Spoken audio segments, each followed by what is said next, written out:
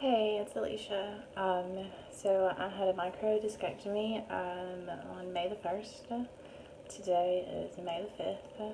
It's 6 o'clock in the morning, so this is the morning of my fourth post-op day. Just wanted to give a little update. I watched several videos that others have made of their updates and their progress, and I feel like I'm a little behind, but everybody heals differently, and everybody, is going to take a different amount of time before they, feel better. So I'm going to make this video for those of you who aren't, feeling like jumping hoops by, day 3 or 4. Day 1, right after surgery, it was horrible. I was crying a lot. I was in a lot of pain. It was difficult just to walk around. The second day, it was a little bit easier to move around walking. I need complete and total help to get into the bed. I can get out of bed by myself okay using the log roll, but I think it's a little more difficult to get into bed because my bed sits up a little bit higher, so it's not flush with, the back of my thighs or my bottom.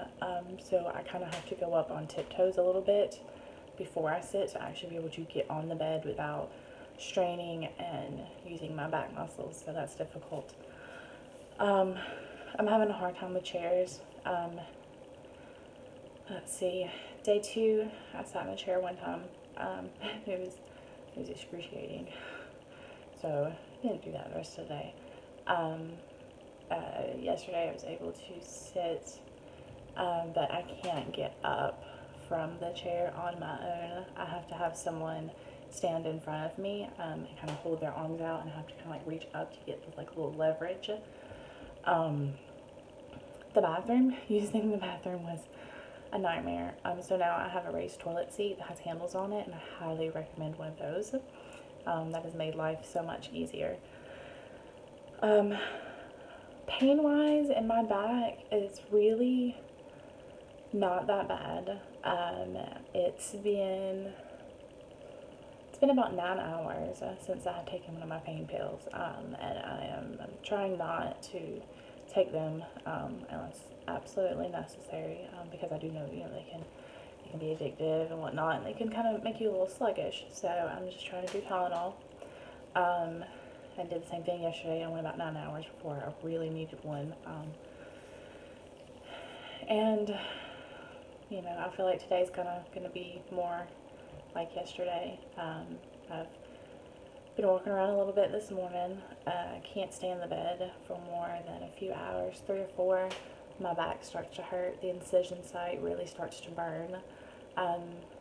So I get up and I feel very stiff at first, but if I just walk around my kitchen a little bit, down the hallway, a couple laps, it seems to loosen that up, and that, feels a lot better. Let's see. I can't go up and down steps yet. I have tried. It is terrible. So I have not been outside of my house.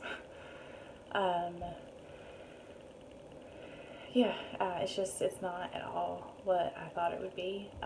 My nerve pain is gone, so that's great. But I have a pretty significant numbness in my left foot, and that was the leg that was affected by the sciatica pain. And when I had woke up from surgery, the entire leg was numb to the point that I thought I was paralyzed, because I couldn't move it at all. I couldn't feel it. And the nurse assured me that that was normal and that it would go away in about 8 hours. Well, the next morning, it went away, all except for my foot. So I called my doctor's office, and they prescribed me some steroids. I'm on day 3 of those.